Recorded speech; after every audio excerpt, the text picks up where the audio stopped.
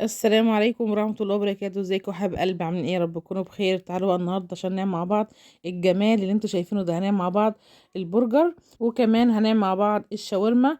يلا يا حبايب قلبي، نشوف هنعمل ايه. اول حاجة انا طلعت البرجر كده. ده البرجر اللي احنا كنا عاملين مع بعض ساعة ما كنا بنخزن مع بعض تخزينات رمضان. ومعايا كده صدر فرخة كان بانيه، قطعت شرايح كده عشان هعمله في العيش السوري مع بطاطس. بتبقى جميلة قوي. لو انتوا شايفين ده كيس عيش اللي هو العيش السوري.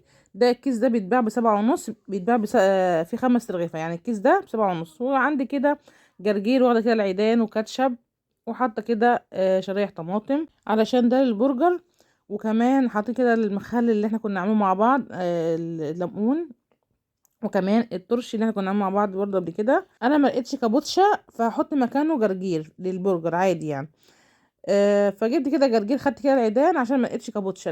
لو انت عندك كابوتشا تبقى حلوه. انا حطيت جرجير كده، خدت العيدان بتاعت الجرجير، طعمها حلو قوي تحفه مع البرجر، جربوها هيعجبكم قوي. انا هركن بقى كل الحاجه اللي انا عملتها مع بعض ديت. بصوا هركنها لحد ما اعمل ايه بقى، اسوي بقى البرجر.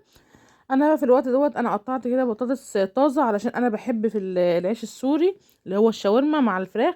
بتبقى حلوه قوي البطاطس طازه، لكن ما تطلعيش من الفريزر وتحطيها. ولعت كده على طاسه الزيت علشان تلحق نقلي بقى البطاطس.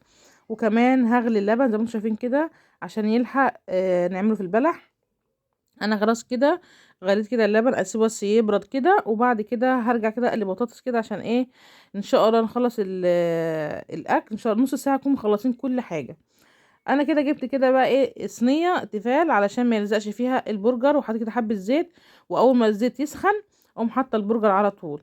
بس ده كله على نار عاليه، ما توطيش النار ولا تخليه في الوسط علشان بينزل سوائل وتلاقي طعمه اتغير. لكن على نار عاليه زي ما انت شايفه كده مش هينزل سوائل ولا اي حاجه. زي ما انت شايفه كده كل ما يتحمر معاكي قلبيه وحطي غيره كده زي ما انت شايفه كده لحد ما نخلص كده كل الكميه.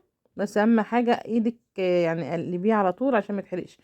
يعني ما تسيبوش يتحمر قوي ولا يتحرق منك. يعني كل ما تلاقيه استوى منك طلعي بقى، يعني حطي كده طلعيه. وما تطلعيش على ورق مناديل علشان ما يلزقش المناديل، عشان البرجر ما يلزقش قلب المناديل. هتطلعيه في طبق عادي. وبعد كده هتخلصي بقى كل الكميه بالطريقه دي. خلاص انا كده خلاص شلت كده حبه برجر اللي استوى مني طلعته. انا بقى اخلص كده كل الكميه كده يا حبيب قلبي. وبعد بقى ايه هنجهز مع بعض بقى السندوتشات. خلاص كده يا حبيب قلبي انا قليت البطاطس وقطعت كمان فلفل وعملت كده البرجر. هجيب بقى العيش بتاع البرجر كده انتوا شايفين ده العيش الكبير هفتحه كده، بس اهم حاجه مش هفتحه للاخر علشان يبقى سندوتش ماسك نفسه. انا جايبه كده الرغيف الكبير، في منه صغير في منه كبير، الكبير يبقى احسن يعني. انا قطعت كده العيش زي ما انتوا شايفين كده فتحته. انا جبت كده عيش السوري كده، فتحت الكيس كده، بس اهم حاجه بالراحه عشان بيبقى قريب قوي يعني خفيف قوي. ده عيش سوري. هعمله بقى شاورما كده، احط فيه فراخ وبطاطس وكده. عادي لو تقطع منك زي ما تقطع مني كده عادي، كده كده احنا هنلفه زي السندوتش كده، فده كله هيخش القطع ده هيخش في قلب السندوتش. انا حاطط كده بحبة بطاطس وفراخ وشريحة طماطم فلفل كاتشب ومايونيز، ولفيه بقى بالراحه كده 2 من الجنب اليمين والشمال. وبعد كده لفيه. هنعمل بقى هنكرر العمليه دي لحد ما نخلص كده كل العيش. هنحط بطاطس وفلفل والفراخ وكاتشب مايونيز وكام شريحه طماطم. انا خلاص كده كل الكميه. خلاص كده يا حبيب قلبي، خلاص كده ال5 ترغيفه.